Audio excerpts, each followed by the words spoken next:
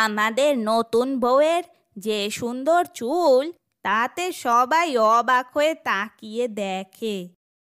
তাকাবে না তো কি, এমন ঘন সুন্দর কালো চুল কজনের মাথায় এখন দেখা যায় বলো তো? ছোট ভাইয়ের আসলেই পছন্দ আছে। সত্যি বলতে আমারও এক সময় এমন চুল ছিল, এখন তো সব চুল পড়ে গেছে। মিথ্যে বলো না তো মা, সেই ছোটবেলা থেকে তো তোমার মাথায় এমনই চুল দেখছি। আর তোমার মাথায় যদি চুল থাকতো, তাহলে আমার মাথায়ও তো চুল থাকার কথা। আমার থেকে কি তুই বেশি জানিস? আমার মাথায় আগে অনেক চুল ছিল। যখন তুই হয়েছিস, তারপর থেকেই আমার সব চুলগুলো ঝরে গেছে। আর তুই হয়েছিসও তো তোর বাবার মতো। তোর বাবার মাথায় যেমন চুল নাই, টাক মাথা, দেখিস একদিন তুইও টাক হয়ে যাবি। মা, আমার ননদিনীকে এভাবে কেন বলছেন? ওর মাথায় চুল এতটাও কম নেই যে ও টাক হয়ে যাবে। আর আপনার মাথায় এই বয়সে এখনো যা চুল আছে, ওই বয়সে আমার মাথায় ওই চুলগুলো থাকলেই আমি খুশি। আমার বয়স কিন্তু আবার অতটাও বেশি না বৌমা।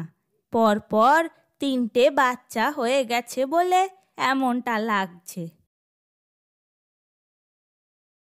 মা, এই নিন আপনাদের নাস্তা। কি ব্যাপার বড় বউ, তুমি এতক্ষণ কোথায় ছিলে?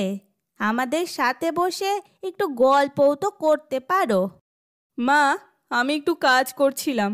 আর তাছাড়া আমিও যদি আপনাদের সাথে বসে গল্প করতাম, তাহলে কাজগুলো কে করতো বলুন? না মানে যাই বলো, বড় বউয়ের মাথায় কিন্তু চুল একদমই কম। আমি তো ভেবেছিলাম মাথা মনে হয় টেকো, পরে দেখলাম না, কয়েকটা ফুরফুরা চুল আছে। আচ্ছা বড় ভাবি, আমার বড় ভাইকে কি দেখিয়ে ভুলিয়েছ বলো তো? যেখানে আমার ছোট ভাইয়ের বউ দেখতে এত সুন্দর, আবার চুলগুলোও এত সুন্দর, আর সেখানে তুমি এরকম, তাও আবার আমার ভাইটা তোমার জন্যই পাগল। আরে, আমার বড় ছেলেটা আগে থেকে একটু বোকা, তাই তোর বড় ভাবির মুখটা দেখে হয়তো মায়া লেগেছিল, তাই বিয়ে করে এনেছে। আর আমার ছোট ছেলে তো আগে থেকেই চালাক, দেখে শুনে একটা ভারী সুন্দরী বউ নিয়ে এসছে। মা, আপনি কিন্তু আমার একটু বেশি প্রশংসা করছেন। যা সত্য তাই বলছি।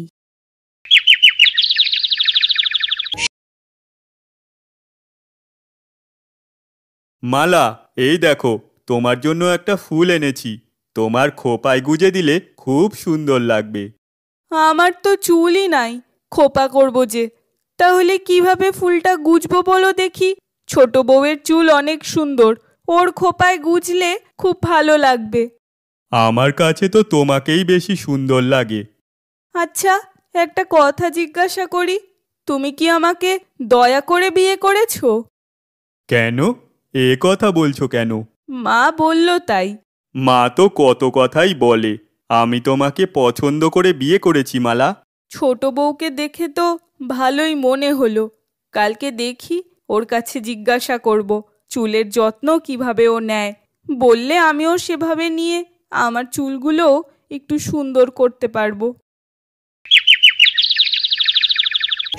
পরদিন মালা তার সব কাজ শেষ করে তাড়াতাড়ি ছোট বউয়ের কাছে গেল। তুমি চুলে কি তেল লাগাও নতুন বউ? আমাকে একটু বললে আমিও সেভাবে যত্ন নিতাম। এটা বাজারের কোনো তেল না, এটা আমার বাড়িতে অনেক দামি দামি জিনিস দিয়ে বানানো একটা তেল। এটা চাইলেও আমি আপনাকে দিতে পারবো না। মালা, রূপাকে নিয়ে একটু বাইরে থেকে ঘুরে এসো, তাহলে ওর মনটা ভালো লাগবে। আর যারা ওকে দেখেনি, তারাও ওকে দেখে নিতে পারবে।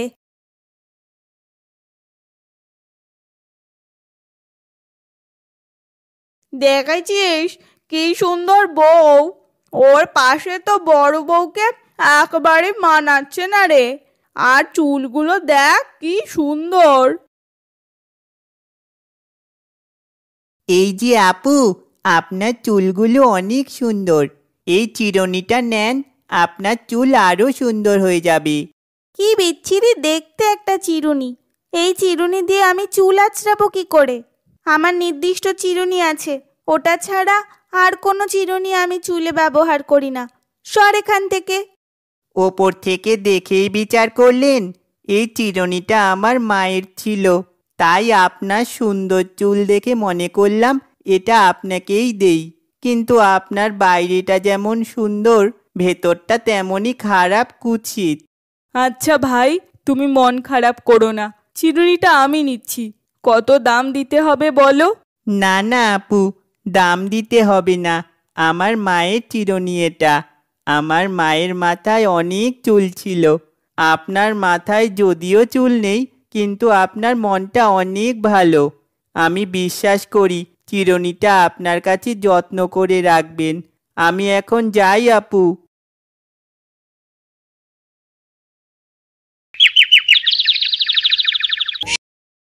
চিরুনিটা দেখতে তো বেশ সুন্দর লাগছে, তা কোথায় পেলে? একটা ছোট্ট বাচ্চা ছেলে তার মায়ের চিরুনি বলে আমাকে উপহার দিয়েছে। এসব কথা বলে মালা আর তার স্বামী ঘুমিয়ে পড়ে। পরদিন সকালবেলা মালা আর করিম দেখল মালার মাথার চুল অনেক বড় হয়ে গেছে। এ কি গো গিন্নি, তোমার মাথার চুল এত সুন্দর হলো কি করে? আমিও তো সেটাই ভাবছি গো, বুঝতে পারছি না কি করে এত সুন্দর চুলটা হয়ে গেল। তুমি কালকে যে চিরুনিটা দিয়ে চিরুনি করেছো না, হতে পারে ওটা কোনো সাধারণ চিরুনি না, ওটা হয়তো জাদুর চিরুনি। তারপর আস্তে আস্তে মালার চুল আরো বড় হতে থাকে। ভাবি, তোমার চুল দিন দিন এত সুন্দর হয়ে যাচ্ছে কিভাবে? আমাদেরকেও তো একটু বলতে পারো। তেমন কিছু না সীমা, আমি তো শুধু ওই চিরুনিটা দিয়েই চিরুনি করি, আর কিছুই তো চুলে তেমন লাগাই না। এ কথা শোনার পর ছোট বউ গোপনে সেই চিরুনিটা নিয়ে চুল চিরুনি করত, কিন্তু তার চুল পড়া বন্ধই হতো না।